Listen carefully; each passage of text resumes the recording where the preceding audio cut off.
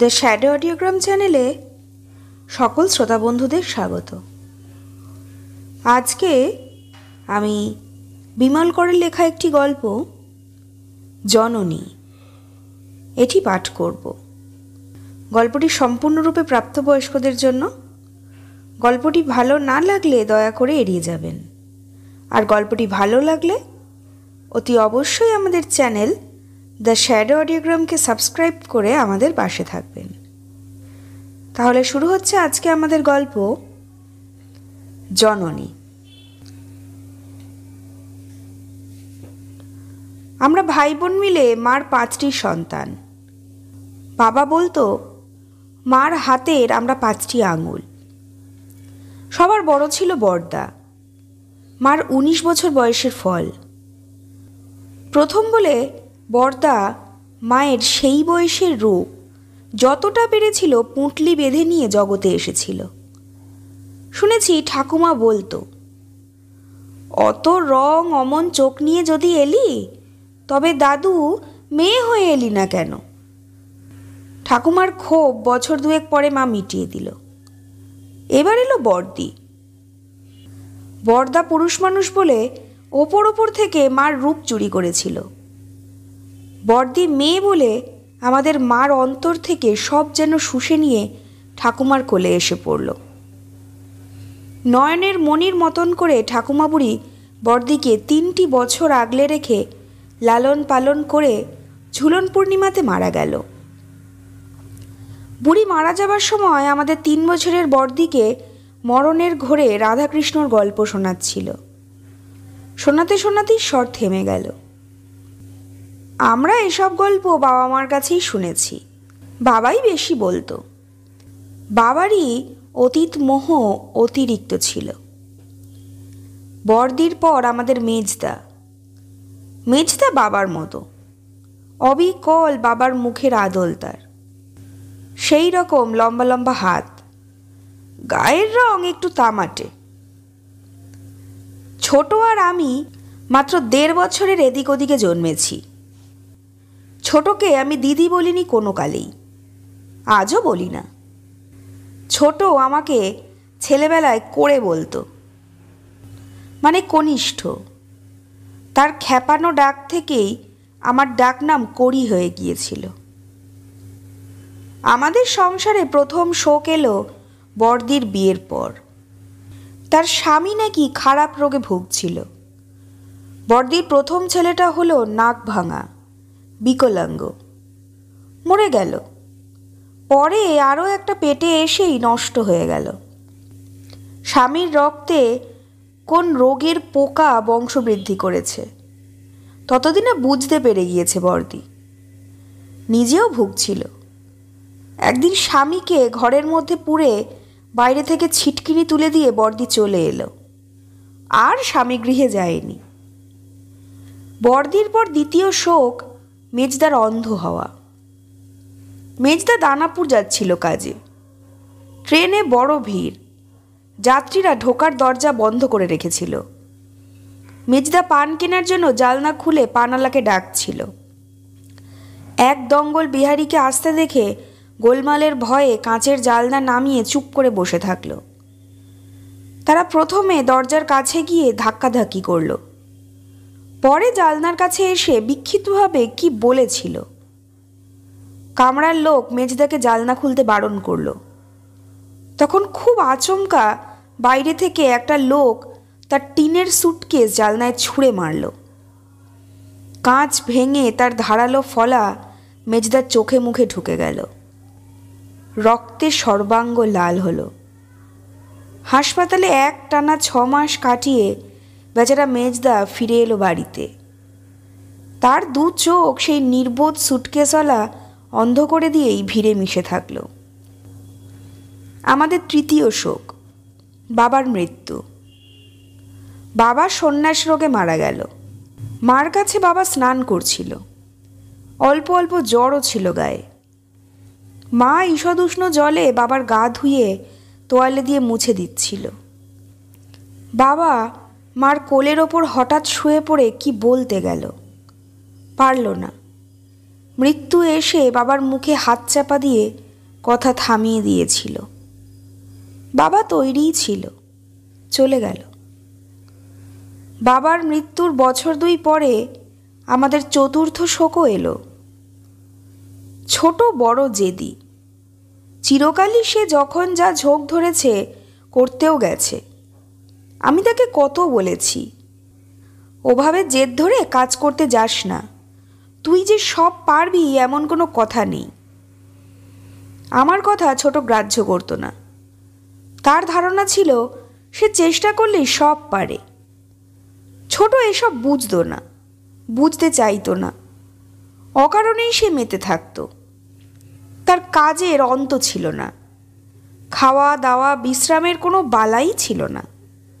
সকালে মিশনারিদের অনাথালয়ে গৃহিণীপনা করত, দুপুরে বড়দির সঙ্গে শখের চাকরি করতে যেত স্কুলে, বিকেল আর সন্ধেবেলায় ফুলবাজারে সেই ঝুপসি ঘরটায় লণ্ঠনের টিমটিমে বাতির আলোয় বসে ওদের দলের ছেলে ছোকরাদের সঙ্গে রাজনীতির কাজ করত। একদিন ছোট বুঝতে পারল, তার বয়সে যতখানি জীবনশক্তি স্বাভাবিক তার থেকে অনেক বেশি সে অত্যন্ত হঠকারীর মতো ব্যয় করেছে। এখন তার জীবনের কলসি প্রায় ফাঁকা। ডাক্তারবাবু স্পষ্টই বলে দিল, আর ওঠা চলা নয়, বেশি কথা বলাও নয়, বিছানায় শুয়ে থাকা, ইঞ্জেকশন ওষুধ ভালো খাওয়া আর চুপ করে পড়ে থাকা। ছোট বলল, তাহলে আমি মরে যাব। জবাবে ডাক্তারবাবু বলল, দেখা যাক। সেই থেকে ছোট বিছানায়। বছর পুরো হয়ে গেছে, আরও কিছুদিন থাকতে হবে। আমাদের সংসারে পঞ্চম শোক এসেছে সদ্য, মা মারা যাবার পর। এই ফাল্গুনের গোড়ায় মা চলে গেল। মার মাথার চুল সাদা হয়েছিল, গালের চামড়া দুধের জুড়ানো স্বরের মতো কুঁচকে এসছিল, কপাল ভরা দাগ আর আধ পাকা ছানি চোখ নিয়ে মা বিদায় নিল। যাবার সময় দেখে গেল তার হাতের 5টি আঙুলি একে অন্যের পাশে রয়ে গেছে। তখনও সকালে হিম পড়ে। আমাদের দোতলার বড় বারান্দা শিশিরে ভিজিয়েছে। সূর্য ওঠেনি, রং ধরেছে সবে। মার বিছানার চারপাশে আমরা 5 জনে দাঁড়িয়ে। মা চলে গেল। বড়দা আগেই বলেছিল আমরা বারোয়ারি শ্মশানে মাকে নিয়ে যাব না, আমাদের বাড়ির বাগানেই দাহ করব, পরে সেখানে একটা বেদি করে রাখব। বিঘে খানেকের ওপর জমি নিয়ে আমাদের দোতলা বাড়িটা, 5 বিঘের বাগান, পাঁচিল দিয়ে ঘেরা। উত্তরের দিকে যেখানে করবীর ঝোপ, স্থলপদ্ম রাশিকৃত গাছ, ঘাসের জঙ্গল, সেই দিকটা মাকে দাহ করার জন্য আমরা বেছে নিয়েছিলাম। ঘাস জঙ্গল পরিষ্কার করে কদম গাছটাকে মাথার কাছে রেখে মার চিতা তৈরি হলো। পাশে বুড়ো কাঠচাপা দাঁড়িয়ে থাকলো, আমাদের বাবার মতন দেখাচ্ছিল তাকে। তারপর মার দাহ হলো। যখন আগুন তার অকলুষ শিখা বিস্তার করে মার শরীর আগলে রেখেছিল, তখন আমি আমাদের 5 জনকে দেখছিলাম। বড়দা খানিক রোদ খানিক ছায়ায় দাঁড়িয়ে এক দৃষ্টে চিতার দিকে তাকিয়েছিল, মাঝে মাঝে কি বলছিল। বড়দি কদমতলার মাটিতে গালে হাত দিয়ে বসেছিল, মেজদা বড়দির পাশে আসন করে বসে, দুহাত বুকের কাছে, তার অন্ধ চোখ চিতার দিকে। কাঠচাপার গুঁড়িতে হেলান দিয়ে ছোট ফোলা ফোলা মুখ করে বসে। আমি ছোটর কাছেই চুপ করে দাঁড়িয়েছিলাম। ছোট এক সময় বলল, এখন কি জল খেতে আছে রে? আমার বড় তেষ্টা পেয়েছে।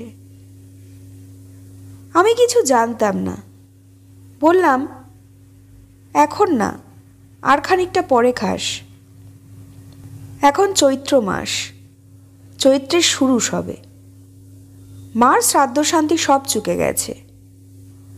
যেই জায়গায় আমরা আমাদের মাকে দাহ করেছিলাম সেই জায়গা পরিষ্কার পরিচ্ছন্ন, চারপাশটা যেন নিকোনো। শ্রাদ্ধের পরপরই আমরা ওখানে সুন্দর করে বেদি করেছি। কাশির সাদা পাথর দিয়ে বেদিটা মোড়া, এখনো যেন কাঁচা গন্ধ লেগে আছে ওর গায়ে। হাত রাখলে মনে হয় যেন ঠান্ডা লাগছে, নরম মসৃণ স্পর্শ। মাসান্তে আমরা এই বেদিতে বসেছিলাম, বেদির মাথার দিকে ছোট কুলুঙ্গির মতন। বড়দি সেখানে প্রদীপ এবং ধূপ জ্বেলে দিয়েছিল। বাতাসে ঝাপটা লাগছিল না বলে দ্বীপের শিখাটি জ্বলছিল। অগ্রু চন্দনের ধূপ পুড়ে খুব ফিকে একটা গন্ধ বাতাসে ভাসছিল। আর চৈত্রের পূর্ণিমা বলে চাঁদের আলোয় সাদা বেদিটা ধপধপ করছিল। আমরা 5 জনেই বেদির ওপর বসে। বড়দা বলল, আমরা যতদিন বেঁচে আছি মাসের এই দিনটিতে সবাই একসঙ্গে এখানে এসে বসবো। বলে একটু থামল বড়দা। বড়দির দিকে তাকিয়ে আবার বলল, এই পরিবারের নিয়ম হলো। কি বলিস অনু? অনু বড়দির ডাক নাম, পুরো করে অনুপমা। ছোটর নাম নিরুপমা, বড়দির সঙ্গে মিল করে রাখা। বড়দি মাথা নেড়ে বড়দার কথায় সায় দিল। বলল, বাবার বেদিটাও যদি আমরা করে রাখতাম। বড়দির গলায় আক্ষেপের সুর। বড়দির আক্ষেপ খুবই সঙ্গত, কিন্তু তখন তো আমাদের মাথায় এই বুদ্ধি আসেনি, মাও কিছু বলেনি। বড়দা কয়েক দণ্ড আকাশের দিকে চেয়ে থাকল, তারপর নিঃশ্বাস ফেলল মুখ নামিয়ে। বলল, খুবই ভালো হতো, তবে মা রাজি হতো কিনা কে জানে। রাজি হতো না। বড়দি বেশ অবাক হয়েছিল। কেন? মা কেন রাজি হতো না? হতো না হয়তো। বড়দা সন্দেহের গলায় বলল, সবাই এসব পছন্দ করে না, সংস্কার। আমরা বোধহয় অনেক কিছুই পুরোপুরি অগোচরে রাখতে চাই। মেজদা হঠাৎ কথা বলল। আমরা তাকালাম। তার অন্ধ চোখ একদিকে স্থির রেখে মেজদা বলল, শ্মশানে পুড়িয়ে আসবার সময় আমরা কি ভাবি জানো দিদি? কি? অনেকের মধ্যে দিয়ে এলাম, যেন সঙ্গী সাথীর মধ্যে। মরার পর আবার সঙ্গী সাথী কি? ছোট বলল, কিছু না, মানুষ তবু ভাবে। মেজদা উদাস গলায় বলল, তুই জানিস না ছোট, কত মানুষ মৃত্যুর পর আত্মার অবস্থাকে তীর্থযাত্রা কল্পনা করে নেয়। আমরা সকলে মেজদার দিকে তাকিয়ে বসেছিলাম। মেজদার গলার স্বর গোল ও নিটোল, বাঁশের আর বাটির মতন মোটা। এই স্বর শুনলে অনুভব করা যায় মেজদার গলার সবটুকু অন্তর থেকে এসেছে। মেজদার কথাবার্তা অন্যরকম। আমরা মনে মনে অহরহ কথা বলি, মুখে নয়। মনের সেই শব্দহীন বাক্যস্রোত যদি শব্দময় হয়ে ওঠে, এই রকমই শোনাবে হয়তো, মেজদার কথার মতন। বড়দি বলল, তুই স্বর্গের কথা বলছিস দিনু? মেজদার নাম দীনেন্দ্র, ছোট করে দিনু। বড়দির কথায় মেজদা আলগা করে মাথা নাড়ল। বলল, না দিদি, স্বর্গ তো শেষ কল্পনা। আমি এই মর্তের পর কিন্তু স্বর্গের আগে যে পথ, তার কথা বলছি। সেটা আবার কি? ছোট অবাক হয়ে বলল, মাঝপথের কথাও মানুষ ভাবে? ভাবে। যত ভালো করে ভেবে নিতে পারা যায় ততই ভালো রে ছোট। আমি রাঁচির দিকে মুন্ডা না মুঙ্গরিদের গ্রামে এক বাড়িতে একটা ছবি দেখেছিলাম। ওদের কথা বাদ দাও, ছোট বলল। বাদ কেন? শোন না। মেজদা যেন অন্ধ চোখে জ্যোৎস্না মেখে সামান্য মুখ ফেরালো। বলল, মাটির বাড়ি, বাইরের দেওয়ালে রং গুলে একটা বাচ্চা ছেলের ছবি আঁকা। ঘোড়ার পিঠে চড়ে বাচ্চাটা চলেছে, এক হাতে লাঠি, অন্য হাতে লাগাম, কাঁধে খাবারের পুটলি, মাথায় তেষ্টা মেটাবার জন্য জলের ঘটি রাখা। ওই ছবির মানে বলে দিল ফরেস্ট বাবু। ও বাড়ির ছেলে মারা গেছে, তাই ওই ছবি। আহারে, বর্দি বড় দুঃখ পেল। মেজদা বলল, মানেটা তুমি শোনো দিদি, বড় অদ্ভুত লাগে।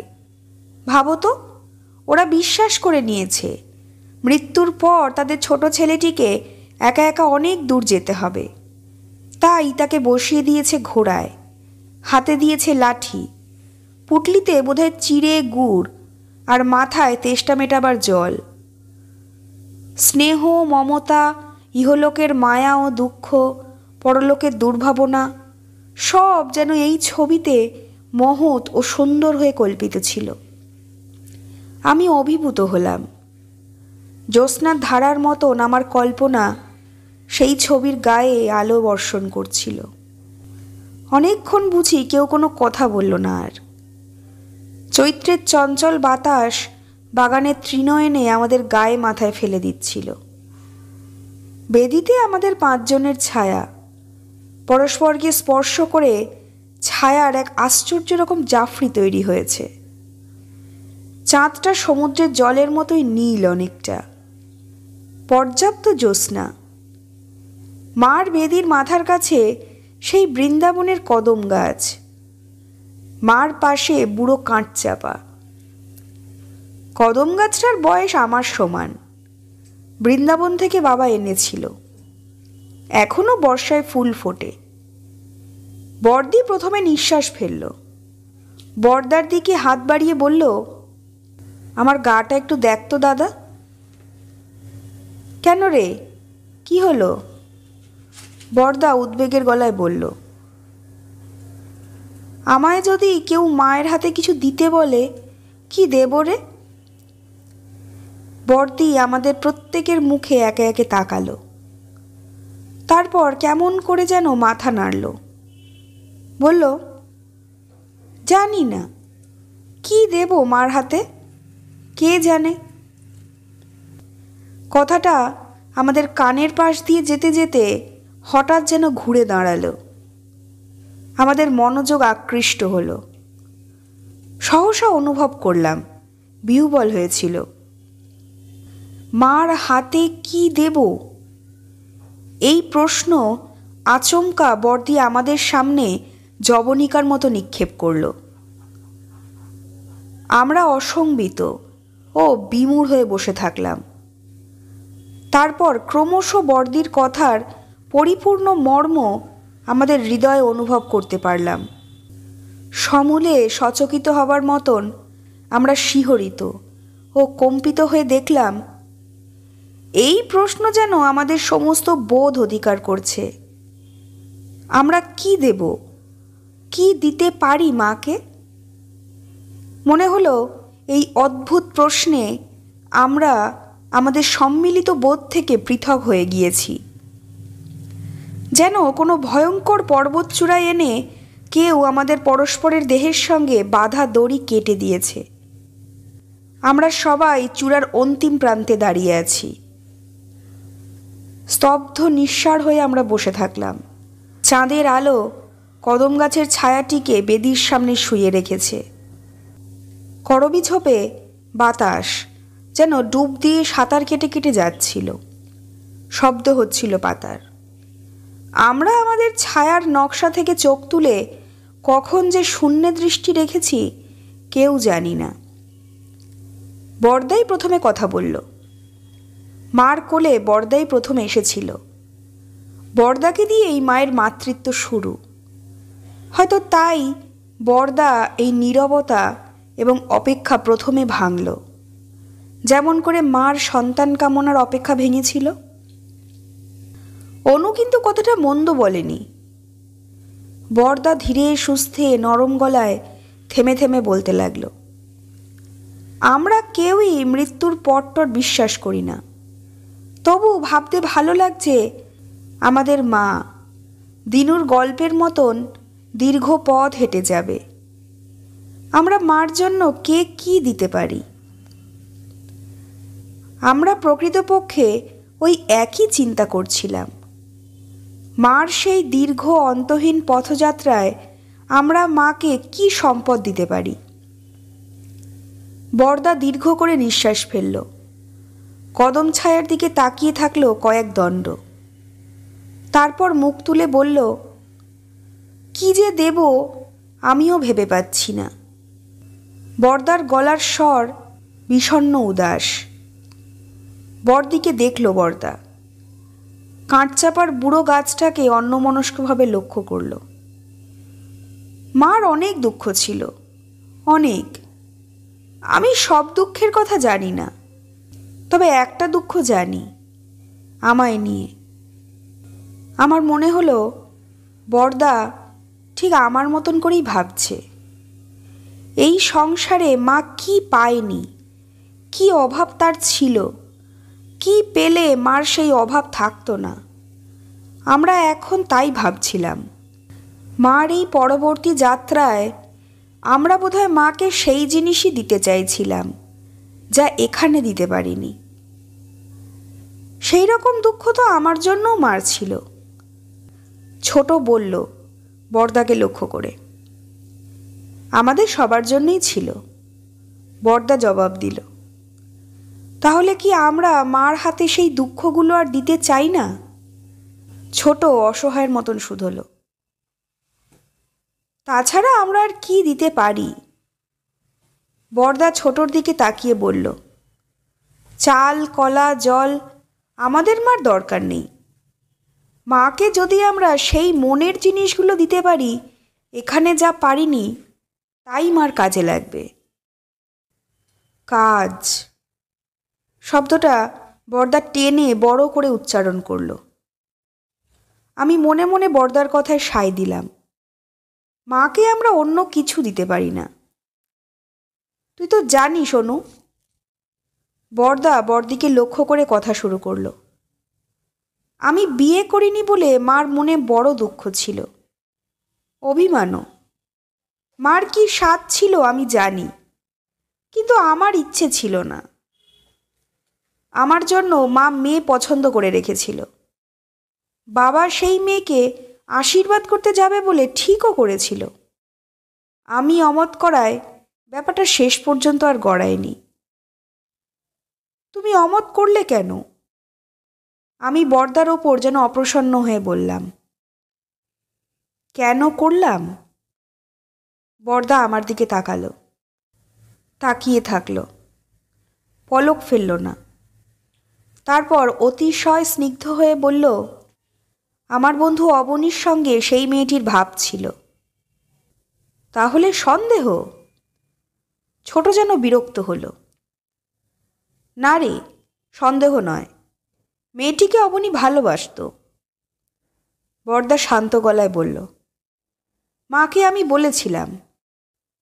মা বলেছিল, কিন্তু কনক যে অপরূপ সুন্দরী, এই মেয়ে এলে আমার বংশধারা কত সুন্দর হবে ভেবে দেখ। কয়েকদণ্ড থেমে বরদা যেন মার সঙ্গে তার সেই কথোপকথন স্মরণ করল। তারপর বলল, আমি সৌন্দর্য ভালোবাসি, কিন্তু ভালোবাসা আরও বেশি ভালোবাসি। অনেকক্ষণ আর কথা বলল না, বেদির দিকে তাকিয়ে থাকল। মা এই কথাটা কেন যে বুঝল না। বরদা আক্ষেপের গলায় বলল, মনে হচ্ছিল তার কোনো পুরনো প্রদাহ সে আজ অত্যন্ত ব্যথার সঙ্গে আবার অনুভব করছে। অনেকটা সময় চুপ করে থেকে বরদা দীর্ঘ নিঃশ্বাস ফেলল।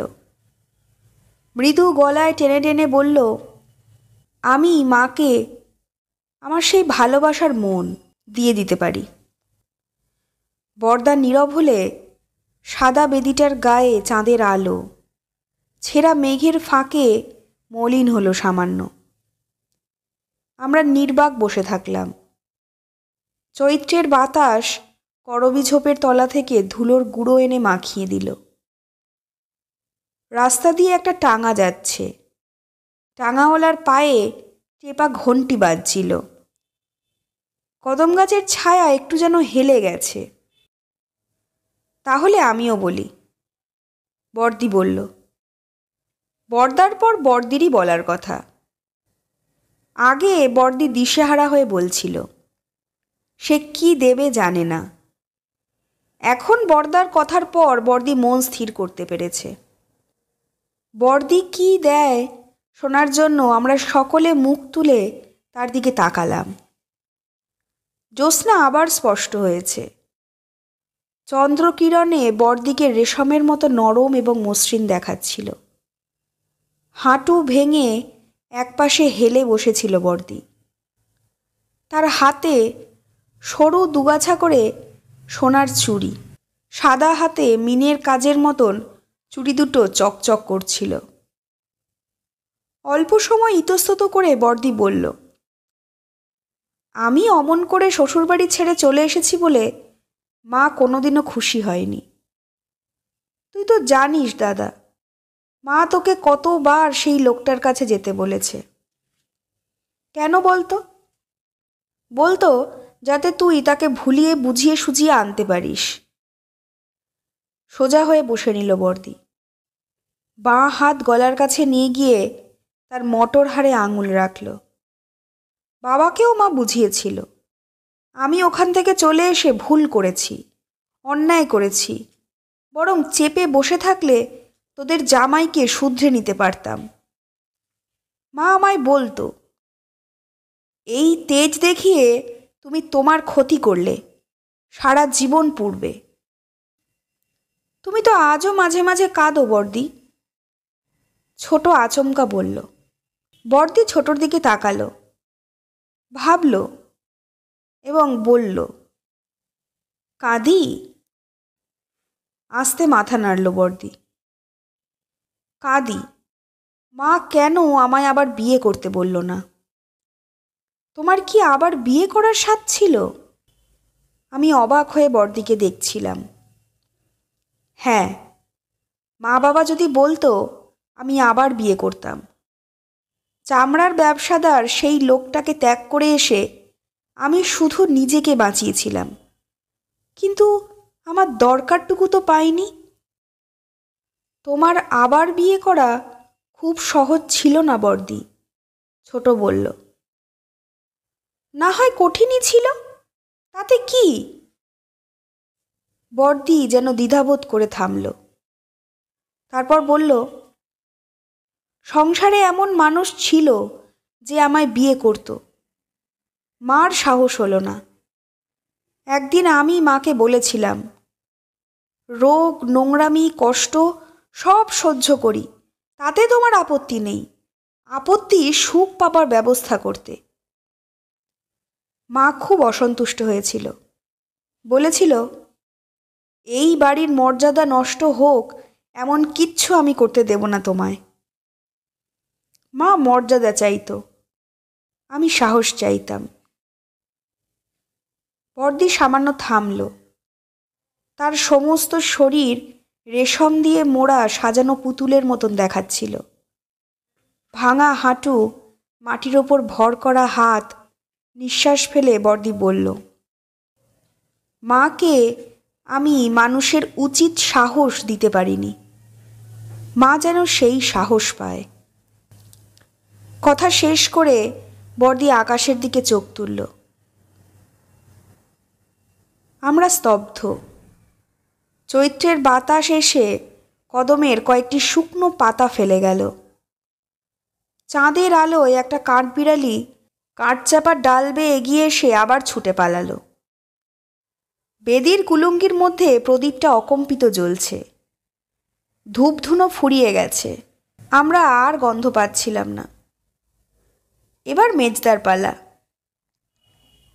আমরা মেজদার কথা শোনার জন্য অপেক্ষা করছিলাম। মেজদা কিছু বলছিল না। ছোট মেজদার গায়ে হাত দিল। মেজদা, তুমি? মেজদা মাথা নাড়ল। এখনো কিছু ভেবে পাইনি। তোরা বল, তুই বল ছোট। ছোটর স্বভাবই আলাদা, তার অত খুঁটিয়ে খুঁটিয়ে ভাবনা নেই। ছোট একবার প্রদীপের দিকে তাকালো, এবার আকাশের দিকে, খুক করে কাশলো কবার। তারপর বলল, এত অল্প বয়সে আমার এমন একটা বিশ্রী অসুখ করলো বলে মা বেচারি বড় কষ্ট পেয়েছিল। ভাবতো আমি আর বাঁচব না। আমিও প্রথম প্রথম সেই রকমই ভেবেছি। মা বলতো, তুই নিজে ইচ্ছে করে এই অসুখ বাঁধালি। কি বোকার মতন কথা বলতো বর্দি। অসুখ কি কেউ ইচ্ছে করে বাঁধায়? না অসুখের সুখ আছে? একদম ওকে কথা বলছিল ছোট। বলতে বলতে থামল। মনে হলো সে কোনো কিছু না ভেবেই কথা শুরু করেছিল, তারপর খেই হারিয়ে ফেলেছে। কি বলবে ভেবে পাচ্ছে না। আমরা যেন চুপ করে থাকলাম। ছোট একটু যেন অপ্রস্তুত হলো। মাথার বেনি বুকের কাছে টেনে আঙুলে জড়িয়ে 2-4 বার দোলালো। ছোটর গায়ে হালকা রঙের একটা শাড়ি, গায়ে অর্ধেক হাত জামা। ছোটর কপাল ছোট, দুপাশের চুল তার প্রায় সবটুকু কপালই ঢেকে ফেলেছে। নাকটি লম্বা, চোখ দুটি খুব কালো।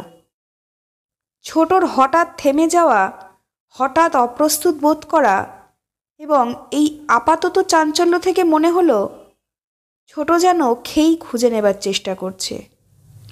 আরও একটু সময় নিল ছোট। সে তার কথা খুঁজে পেল। বলল, অসুখ কেউ ইচ্ছে করে বাঁধায় না, অসুখে সুখ নেই। তাও ঠিক, তবু আমি এই অসুখে পড়ে একটা সুখ পাচ্ছিলাম। তুমি তো জানো বর্দি, অসুখের সময় আমার বন্ধুবান্ধবরা খবর নিতে আসতো। বেশি আসতো সুশান্ত, প্রায় রোজই। অনেকক্ষণ থাকতো, আমায় ভোলাবার চেষ্টা করত। বলতো, এ অসুখ কিছুই না।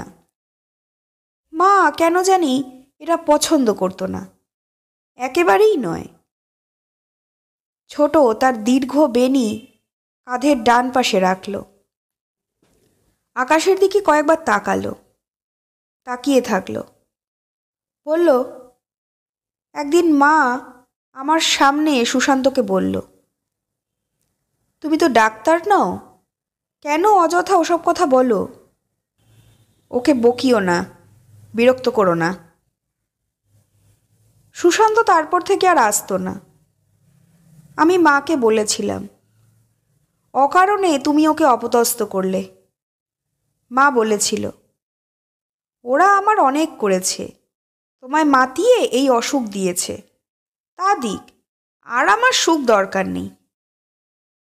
ছোট আকাশ থেকে চোখ নামালো। তার গলা পাতলা, কাঁপছিল, চোখ যেন একটু চিকচিক করছে। ও বলল, মা আমার অসুখটাই দেখেছিল, সুখটা দেখল না। মা জানতো না জগতের সব রোগ কেবল ডাক্তার দিয়ে সারানো যায় না। আশা পাওয়াও অনেক, ভরসা পাওয়ায় কত শক্তি। ছোট আমার দিকে তাকালো। আমি মাকে আর কিছু দিতে পারি না, মন ছাড়া, আশা ছাড়া, ভরসা ছাড়া।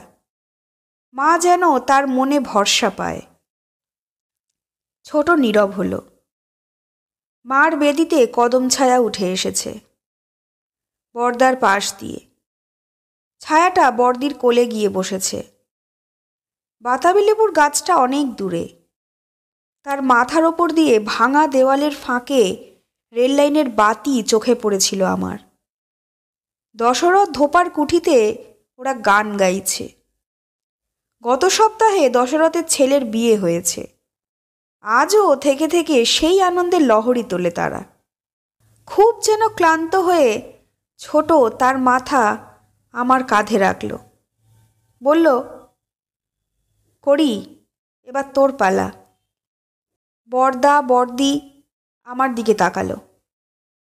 মেজদা তার অন্ধ চোখ অনুমানে আমার দিকে ফিরে তাকালো। সহসা অনুভব করলাম ওরা আমার হৃদয়ে লুকানো মার ছবি দেখার জন্য সতৃষ্ণ চোখে চেয়ে আছে। আমার ভয় করছিল। কাঠগড়ায় দাঁড়ানো কোনো সাক্ষীর বোধহয় জবানবন্দি দেবার সময় ঠিক এই রকম ভয় হয়। এই মুহূর্তে সকলেই স্তব্ধ। চৈত্রের বাতাসও শান্ত হয়ে আছে। দুধের ফেনার মতন জ্যোৎস্নায় আমাদের 4টি উৎকর্ণ আত্মীয় নিষ্পলকে আমায় দেখছে। বরদার দিকে তাকিয়ে আমি কথা বলার আয়োজন করছিলাম। বরদার পাশ দিয়ে বেদির কুলুঙ্গিতে প্রদীপ চোখে পড়ছিল। শিখাটি স্থির। মার চোখের মতন শিখাটি যেন আমায় লক্ষ্য করছিল। ভেবে পাচ্ছি না। আমি বললাম, আমার মন স্থির নয়, নিঃসংশয় নয়। দ্বিধার গলায় জড়িয়ে জড়িয়ে আমি বললাম, কখনো মনে হচ্ছে অনেক কিছু যেন দেবার আছে, আবার মনে হচ্ছে কিচ্ছু নেই। আমি সবচেয়ে ছোট বলেই মা আমাকে তার শেষ গচ্ছিত ধনের মতন করেই সরিয়ে রেখেছিল। মানুষ যেমন করে সিন্ধুকে অবশিষ্ট অলংকার তুলে রাখে, অনেকটা সেই রকম। ব্যবহারও করতো না, দেখতও না। কথা বলার সময় ক্রমশ আমার মনে হচ্ছিল আমি ভয় কাটিয়ে উঠতে পারছি। গলা কাঁপছিল তখনও, তবু আমার স্বর স্পষ্ট হয়ে এসেছে অনেকটা। তোমরা মাকে যত পেয়েছ, যেমন করে পেয়েছ, আমি তা পাইনি। আমার মা আমাদের সংসারকে তেমন করে বুঝতে দেয়নি। ভাবত আমার এসবে দরকার নেই। কিন্তু আমি মাকে দেখেছি। একবার মার সঙ্গে আমায় কাশী যেতে হয়েছিল। তোর মনে আছে ছোট? বাবা মারা যাবার পর মা একবার আমাকে নিয়ে কাশী গিয়েছিল 15-20 দিনের জন্য। তোরা ভেবেছিলি মার মন ভালো নয়, বাবার অভাবে মন বড় কাতর, তাই মা কয়েকটা দিন তীর্থের জায়গায় মন জুড়িয়ে আসতে গেছে। হয়তো খানিকটা সেই উদ্দেশ্যেই মা গিয়েছিল, কিন্তু সবটা নয়। আমার গলা স্পষ্ট হয়ে উঠেছিল। আমি আর ভীত হচ্ছিলাম না। আমার মনের সামনে সব স্থির হয়ে গিয়েছিল। যা খোঁজার আমি যেন তা পেয়ে গিয়েছিলাম। প্রদীপ শিখাটি শেষবারের মতন দেখে আমি চোখ ফিরিয়ে মেজদাকে দেখলাম। কাশীতে বাবার এক বন্ধু থাকত। আমি কখনো তার নাম শুনিনি। শচীন জ্যাঠামশাই? বড়দা অবাক হয়ে বলল, হ্যাঁ, তুমি তাহলে জানো? জানি বই কি, শচীন জ্যাঠাকে আমি কতবার দেখেছি। তুইও দেখেছিস অনু? দেখেছি। বড়দি মাথা নাড়ল। বাবার সঙ্গে ব্যবসা করত, তারপর কি হয় আলাদা হয়ে গেল। পরে আর আমি শচীন জ্যাঠার কথা শুনিনি। নানা জায়গায় ঘুরে শেষে তিনি কাশীতে গিয়েই শেষ জীবন কাটাচ্ছিলেন, আমি বললাম। বলার সময় শচীন জ্যাঠামশাইয়ের কাশীর সংসার আমার চোখে ভাসছিল, স্পষ্ট, অনাবৃত। বাঙালি টোলার অন্ধকার গলিতে নরকের মতন ছোট ছোট খুপড়ির ঘরে ওরা থাকেন। উনি স্থবির হয়ে পড়েছেন। স্ত্রী শ্বাসরোগে শয্যাশায়ী। বড় ছেলে হোটেলের গাইডগিরি করে। 2টি মেয়ে, একটির পা খোড়া হয়ে গেছে টাঙা থেকে পড়ে, অন্যটি কোন বাড়িতে যেন রান্নাবান্নার কাজ করে দেয়। ছেলের বউ মারা গেছে 2টি বাচ্চা কাচ্চা রেখে। কাশীর সেই অন্ধকার সরু নোংরা পাতকুয়োয় একটি অসহায় পরিবার গলা পর্যন্ত ডুবে। মা গিয়েছিল সেখানে বাবার পুরনো কোন ব্যবসায় শচীন জ্যাঠা কবে কাগজপত্রে বাবার অংশীদার ছিল সেটা নাকচ করিয়ে আনতে।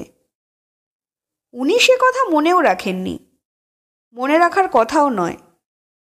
তবু মা আইনের ফাঁক রাখতে রাজি নন। কে জানে কবে এই গর্ত ঘুরে সাপ বেরোবে কিনা। 100 টাকার 2খানা মাত্র নোট, মা শচীন জ্যাঠার হাতে দিয়ে সেই পুরনো অংশীদারি বাতিল করিয়ে নিল। আমি মাকে বলেছিলাম, তুমি তো অনেক আগেই এটা ওদের ছেড়ে দিতে পারতে মা। বাবাও তো কাঠের ব্যবসাটা আর করতো না। জবাবে মা বলেছিল, তুমি ছেলে মানুষ, বিষয় আশয়ের কিছু বোঝো না। ওই ব্যবসা অন্যের তদারকিতে দেয়া আছে, বছরে 1000-2000 টাকা বাড়িতে আসে। টাকাটা আমি অকারণে খোয়াবো? অত স্বার্থ ত্যাগ আমি শিখিনি। আমার গলার শিরা কেউ যেন আঙুলে জড়িয়ে জড়িয়ে টানছিল। সেই যন্ত্রণায় আমি কিছুক্ষণ আর কথা বলতে পারলাম না। আমার সামনে শচীন জ্যাঠার পিছুটি ভরা চোখ দুটি ভাসছিল। কি দুর্গতি তার!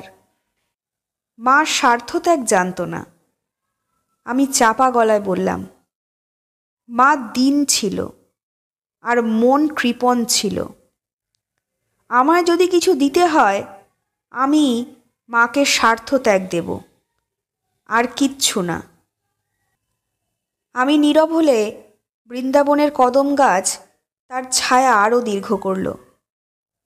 বর্দির বুকে সেই ছায়া দেখলাম। কয়েকটি খড়কুটো এলো দমকা বাতাসে। দশরথ ধোপাদের বস্তিতে গানের সুর থেমে গেছে। একটি রাত্রিগ্রামী ট্রেন সাঁকোর ওপর ও প্রান্তে দাঁড়িয়ে হুইসেল দিচ্ছে পথের জন্য। ধ্বনিটা ক্ষীণ হয়ে এখানে ভেসে আসছিল। মেজদা কিছু বলেনি, এবার বলবে।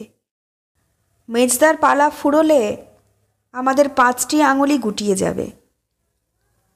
আমরা কেউ কোনো কথা না বলে মেজদার দিকে তাকিয়ে থাকলাম। মেজদা কিছু বলছিল না। মেজদা শূন্য পানে মুখ তুলে রেখেছিল। আমরা অপেক্ষা করছিলাম। অধীর উৎকণ্ঠিত সেই অপেক্ষা দীর্ঘ মনে হচ্ছিল। দিনু, বর্দা মেজদাকে ডাকল। মেজদা স্থির, শান্ত, যেন আকাশের দিকে তার অন্ধ চোখ মেলে সে হৃদয় দিয়ে মাকে দেখছে।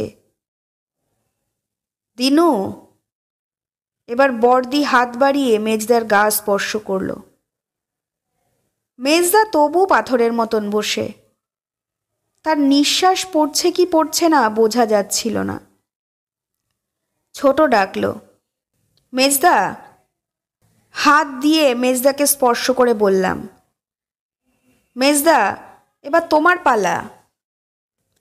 মেজদা সামান্য নড়ল।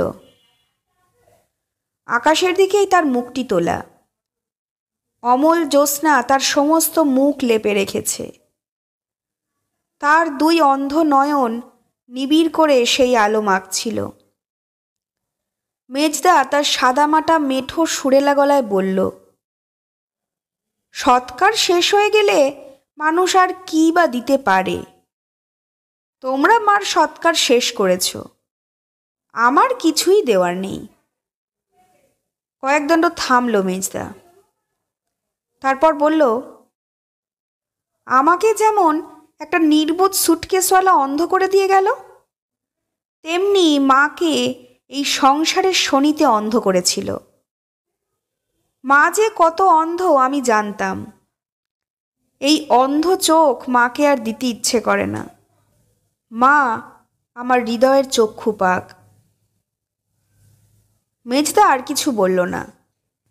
কাশির সাদা পাথরে বাঁধানো মার বেদির ওপর আমরা 5টি সন্তান বসে থাকলাম।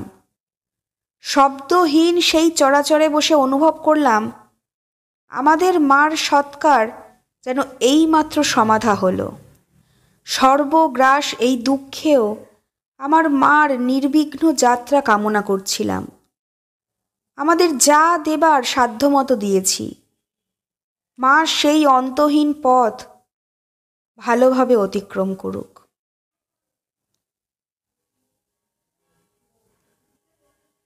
শুনছিলেন বিমল করের লেখা গল্প জননী। গল্পটি ভালো লাগলে অতি অবশ্যই আমাদের চ্যানেল দ্য শ্যাডো অডিওগ্রামকে সাবস্ক্রাইব করে আমাদের পাশে থাকবেন। আপনাদের জানা কোনো গল্প বা অভিজ্ঞতার কথা ডেসক্রিপশন বক্সে থাকা মেল আইডিতে পাঠাতে পারেন। আমরা সেই গল্প পাঠ করব আমাদের চ্যানেলে। সুস্থ থাকবেন, ভালো থাকবেন। নমস্কার।